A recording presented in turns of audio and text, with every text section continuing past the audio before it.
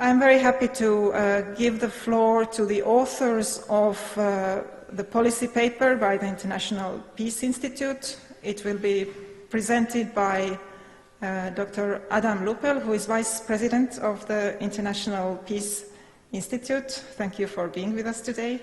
And Professor Lauri Mälksoo, who is a Professor of International Law at the University of Tartu. And after the presentation, we will also have some time for discussion and questions from the audience. Now, Adam, please.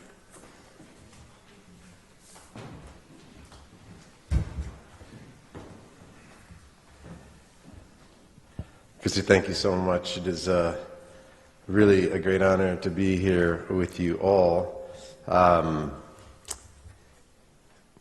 be here in Tallinn to discuss the important role of small states in global affairs on the eve of Estonia's first tenure as an elected member of the United Nations Security Council.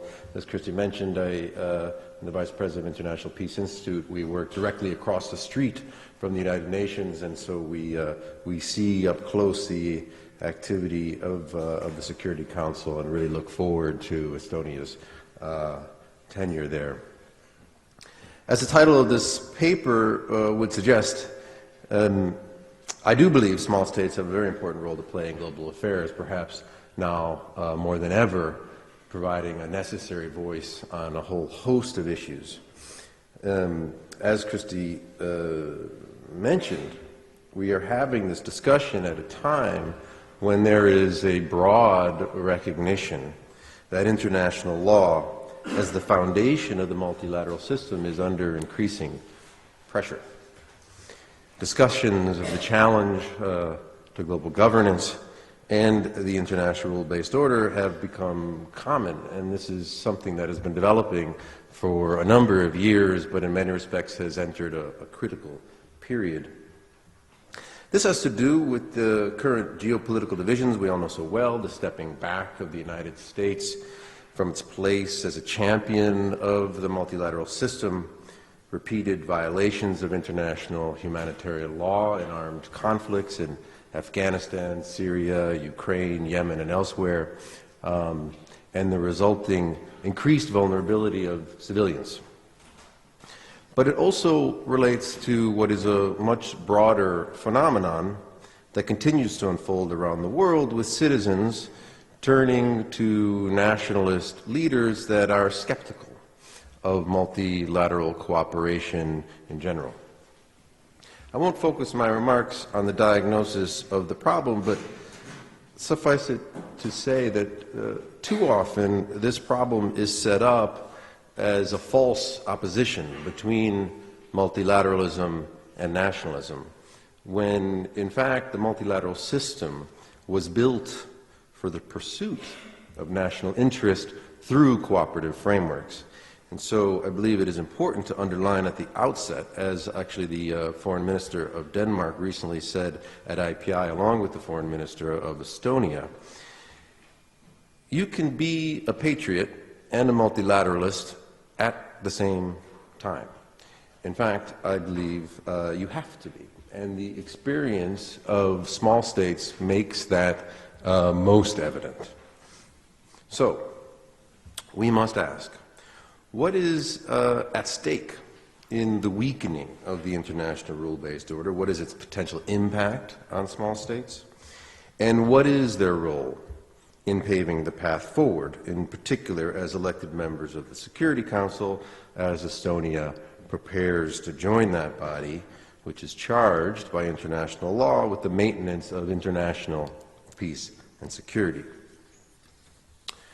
At its most fundamental, international order seeks to limit the anarchical nature of global affairs, in particular to establish a system of norms, agreed upon rules and institutions to regulate disputes amongst states and to set limits on the use of force, both on when and how it may be used. It was mentioned in the introduction that the use of force is increasing in the world.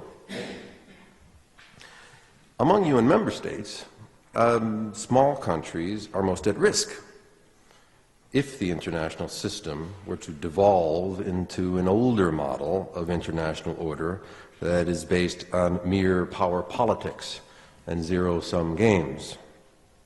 Small states are by definition vulnerable in a world where international law is compromised and only might makes right. While states of all sizes will strongly defend international law when it is seen to be in their interests, small states tend to have fewer economic or military tools to rely on to defend their interests, and thus they often place a greater emphasis on international law in their foreign policy.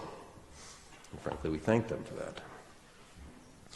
In particular, historically, small states have often highlighted a commitment to international law when running for and serving on the Security Council, as did Slovakia in 2006-2007, Sweden in 2017-2018, and Estonia did most recently in the successful campaign for the 2020-2021 term.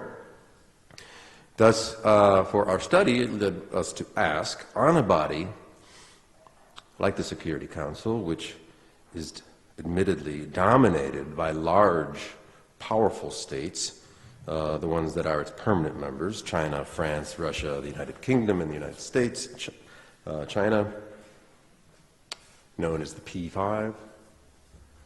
How can small states serve as effective champions of the rule-based order and international law? Now, it should come as no surprise that Lori, my co-author, and I believe small states can be effective champions of international law, and indeed they have been effective members in the Council. But when asking what small states can do on the Council to defend the international order, one must first recognize the limitations. Even the largest, most powerful elected members of the Council run up against the uneven nature of member state influence on the body. Many would point to the veto as the critical factor of P5 influence on the Security Council, and this is not wrong. The veto is an incredibly important factor. But when speaking to people at the working level, they often point to another factor beyond the veto. It is the element of permanence that gives the P5 a real edge in the day-to-day workings of the Council. The permanent seat on the Council allows the P5 to build up an institutional memory of relationships, working methods, and precedents that is, frankly, difficult for any elected member to master in the short span of a 2-year term. Permanent members also tend to have much larger, well-resourced staff and diplomatic corps around the world, which are difficult for particularly small elected members to match. However, small states prove to be effective in a number of ways, and I'd like to concentrate on one in particular, which I think is relevant for the Estonian experience. Small states that choose to strategically focus on a particular set of policy issues and cultivate recognized areas of expertise and then build broad coalitions to advance them have often found a path to success. This type of niche diplomacy, as it is often called, where a member state champions a particular issue to move it forward in the system, is behind some of the most significant advances in multilateral diplomacy, including the law of the sea, the establishment of the International Criminal Court, or the 2013 Arms Trade Treaty among them. And over the last day or so, we've been discussing the ways Estonia can leverage its recognized expertise in cyber issues in a similar way. In fact, recent years have witnessed several cases where small states have driven debates on the Security Council defending international law and the rule-based order, in particular international humanitarian law. For example, Sweden's work taking forward the humanitarian file in relation to Syria has been widely praised as highly effective, in particular in safeguarding cross-border humanitarian access, as has their work advancing the women, peace, and security agenda based on their recognized feminist foreign policy. But I'd like to take my final minutes here to briefly focus on the example of Security Council Resolution 2286 on a tax on healthcare, which the International Peace Institute has been following closely, as one particular example of how small states have had a real impact. As some of you may recall, in 2014 and 2015, the WHO, the World Health Organization, recorded an alarming increase in armed attacks on health care, bombing of hospitals and the like. 594 incidents in 19 countries, which is not something that was just happening in Syria or Yemen. And they determined that 62% of those attacks were intentionally directed at those targets. It's important to remember that the protection of the wounded and provision of safe space for medical personnel goes back to the very beginning of international humanitarian law. It's at the core of IHL in the First Geneva Convention of 1864. So to undermine that norm is to call into question the very basis of international humanitarian law.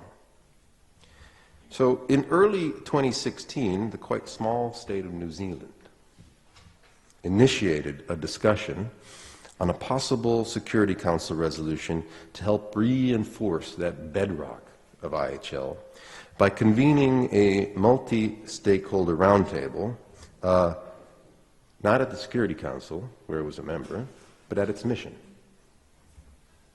And soon, a draft resolution was being negotiated by 5 pen holders, people who write the drafts, from a diverse range of countries: Egypt, Japan, New Zealand, Spain, and the equally small state of Uruguay.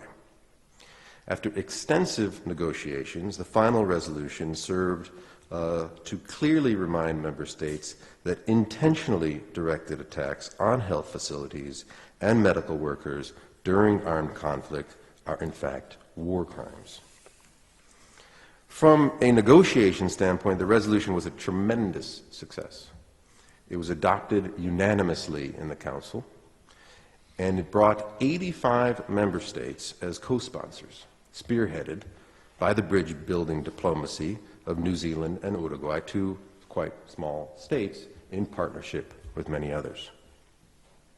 Now, while we have to recognize that attacks on healthcare tragically continued, the resolution and the small states' diplomacy behind it made an important statement about the need to reinforce normative commitments to international humanitarian law at a time when some might have questioned the international community's commitment. Studies show that most compliance with law, including international law, comes not from coercive action, but from patterns of obedience. And the risk is that once those patterns of obedience break down, non-compliance becomes pervasive and order disintegrates. While disagreements are common among small states, most small states share a primary concern for the importance of international law because they know that if, indeed, order were to disintegrate, their statehood could never be based on hard power alone. So, How can small states help defend the international rule of law? There is really no single formula to do so. It will take a combination of law, diplomacy, normative commitments, hard power, and soft power.